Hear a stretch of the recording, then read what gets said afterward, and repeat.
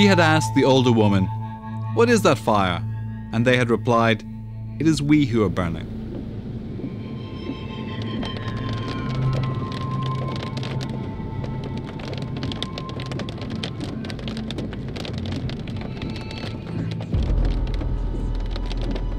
There's a lot of backlash against the government right now because people are waiting for results on the economic front. So why do people vote for National Front? There's a lot of anger still. It's very much a vote to oppose a lot of things rather than being for. Immigration in France is not the same as immigration in the Silicon Valley. It's a social and financial cost. So we must stop it immediately. Marine Le Pen wants to give the power back to the people.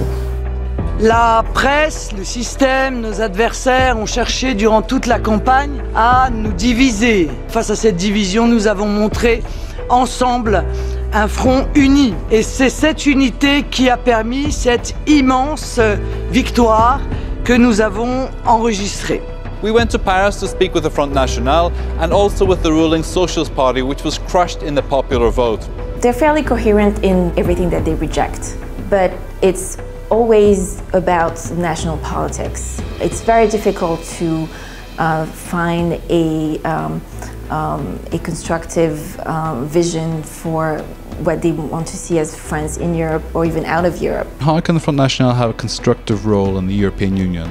This European Union, we don't want it anymore. We want to build a Europe of the nation, which is very important. Marine Le Pen's success in this year's European elections stunned France and shocked most of Europe. Le Pen's Front National won 24 seats in the European elections and came first in terms of the share of the popular vote. But only 10 of the EU's 28 member states elected far-right MEPs. Writing in the Washington Post, Dutch-born Cas Mudde, an assistant professor in the School of Public and International Policy at the University of Georgia, said there was a total increase of 15 far-right MEPs compared to the 2009 election. But the Front National alone gained an extra 21 seats. In many ways, the success of the European far-right is really the success of the Front National. Mudde reports that overall, far-right parties gained additional seats in just 6 countries, while they lost seats in 7 others. 2 new far-right parties entered the European Parliament for the first time, but 5 lost their representation in Brussels, including the British National Party in the UK. There was no earthquake. Europe didn't jump to the right, it just shuffled a little. And what is the right anyway? What is fascism in the 21st century? Is the far right really on the rise? How would you define fascism? I tell you, fascism, which disappeared 60 years ago, was an Italian socialism which went wrong. The history of the far right is as old as empire. It doesn't start in Italy during the 1920s, though the invention of new means of propaganda embed images of Mussolini in our political memory.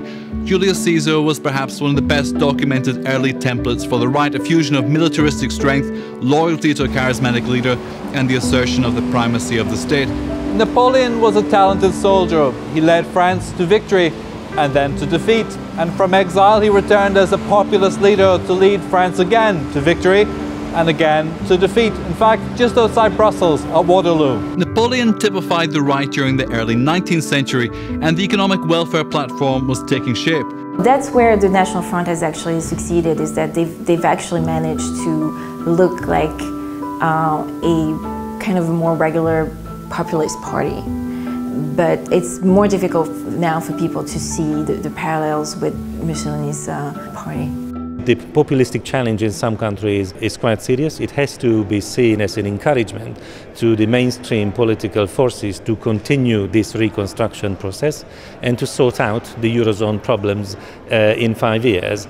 If the centre-left and the centre-right together doesn't use this opportunity to repair the monetary union in the coming years, I'm afraid this populistic challenge will be even stronger. How does the Front National propose to solve the immigration issue in France? The National Front wants to leave Schengen area and return to its border. This is the only way to solve the immigration problem. Well, Schengen is a major achievement. It's a well-functioning system, and there should be no, close link between the system of border controls and the labour mobility. Nicolas Sarkozy proposes to have a new version of Schengen, and would this work? Well, I don't know. When he was president, he didn't change anything. So now he wants to change the thing, which means we are right. They are becoming increasingly protectionist. How does that translate into a global economy? It doesn't translate at all. This is really, they want to get out of the euro. They want to close our borders, including for the economy. This is a lack of understanding of how the economy actually works. Our industry has lost a lot of jobs over the past 10 years. And so they're capitalizing on that, but they're not explaining what the reality is, which is that we have to become more competitive, and that means we need to be able to trade with other countries, we need to be able to export, and not close our borders for the economy. The nationalism of Front National's economic policies doesn't encourage investment. People don't want to put their money into France because of this. I was thinking about Brazil and China and India and even United States. You know, why should it work there and not in France? The EU went into a second recession while the United States was growing in a very robust way, and job creation was also quite impressive in 2011 and 12 with 200, sometimes 300,000 jobs created in the United States per month. But that's due to the strong federal architecture of the United States. Many pollsters and politicians have blamed the economic crisis for what they see as the rise of the right, and most will point out that these circumstances brought Hitler and Mussolini to power. However, Mudde explains that only one of the economic bailout countries returned far-right MEPs, that was Greece. In 4 of the 5 bailout countries, the far left did gain, Portugal being the only exception. Far-right parties did best in richer countries such as Austria, Denmark, France, Netherlands and Sweden, which were less seriously affected by the economic crisis, and Mudde argues that these results are consistent with the rise of far-right parties in Western Europe since the mid-1980s. In fact, most of the far-right parties emerged in a period of relative prosperity, not austerity. The reason for this counterintuitive reality is identity politics. Austerity has had an impact. The economic crisis has helped the right, but mostly in terms of defining the enemy, blaming them for what is happening to us. Them has been characterized as immigrants, Brussels, the global financial system. Us is the French, the British, Sweden. It's a romantic ideal of nationhood, a mythical sense of belonging and of identity. What is it to be French today? How pure has the French identity ever been? How coloured is the fabric of the British flag? What is it to be French? It's to be French is to get an ID, to like your country, to work in your country, to want to build a future. I mean, there is no definition. Despite an improved voter turnout, for many, the European elections are seen as relatively insignificant, at least by contrast with elections to national assemblies. Voters can risk a protest vote at the European elections and will then vote carefully at national parliamentary elections, but some polls now show a stiffening of electoral preferences, particularly in the UK and in France. Support for UKIP or the Front National in the European elections may still translate into strong support in national parliamentary elections. Take the UK for example. UKIP topped the polls in the Euro elections, and pollsters have used this polling data to predict the outcome of the 2015 UK Westminster elections. There are 2 key differences when it comes to national elections in the UK. Principally, it's a first-past-the-post system, not like the European proportional representation vote. Secondly, the constituencies are different. The national elections have 650 seats up for grabs, the European elections only 73.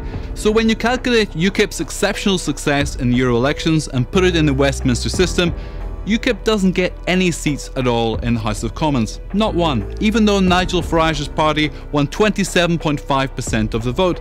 It's a very similar picture in France. Currently, the Front National has 2 seats in the French Assembly. Even with their European election support, the Front National can only hope to get 1 or 2 more seats in the Assembly, despite having almost 25% of the vote. Hardly an earthquake. The whole European project's been a lie from the start, in my view, because it was sold to people as being about trade and cooperation. The people were never honestly told that it was about forming a new United States of Europe. I don't just want Britain to leave the European Union, I want Europe to leave the European Union. I don't believe that flag, that anthem and that president, whose name no one knows, really represent what Europe should be. Nigel Farage, who has 23 seats, he doesn't want to work with you and says that your party has racism in its DNA. I mean, with friends like that, Are you really going to be able to make much of a difference here? C'est assez facile de lancer ce genre d'accusation contre les People are flinging accusations all around. I think that it's a tactical reason. He's the head of the group. He'd like to stay the head of a group. Far-right groups have always destroyed themselves, dividing into factions, uniting around a charismatic leader, regrouping and dividing again. With this chaotic attempt at political Darwinism comes a rise and fall in electoral success.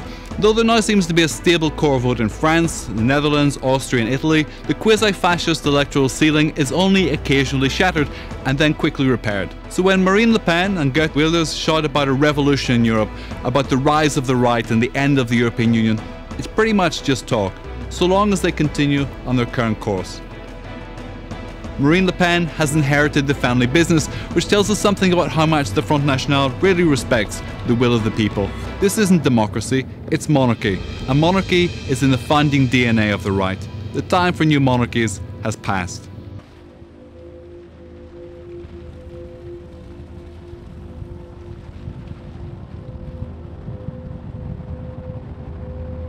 A country is considered the more civilized, the more the wisdom and efficiency of its laws hinder a weak man from becoming too weak, and a powerful one too powerful.